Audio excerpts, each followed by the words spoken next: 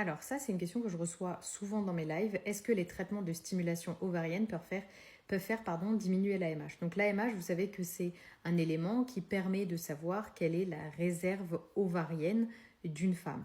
À l'intérieur, il y a des calculs spécifiques et ça comprend à l'intérieur les follicules pré-antro et les follicules antro. D'accord? Donc c'est une chose.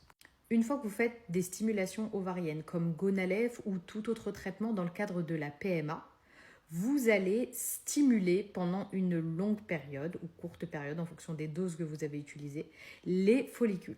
Et quand on va vous faire mesurer l'AMH, du fait que beaucoup de follicules en trop vont arriver à maturité et être ponctionnés par exemple en cas de ponction pour une FIV, et bien justement l'AMH va baisser.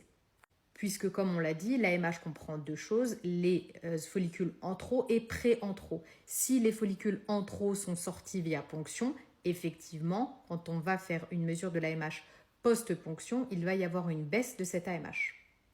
Donc la baisse, là, elle est en quelque sorte de passage. Dès que plusieurs cycles vont arriver et que d'autres follicules antro vont arriver, pas à maturité, mais vont se développer dans vos ovaires, vous allez avoir une AMH qui réaugmente. Mais il faut savoir que si vous souffrez d'une AMH très basse, donc je ne sais pas ici si c'est le cas, le fait de faire des stimulations à gogo ou répétées ou mal adaptées peut en effet faire chuter de façon significative les taux d'AMH, surtout si vous n'en avez pas beaucoup, si vous n'avez pas beaucoup de follicules. Donc oui et non, les traitements de stimulation peuvent faire diminuer l'AMH, oui, mais c'est de façon provisoire, donc pas d'inquiétude à avoir.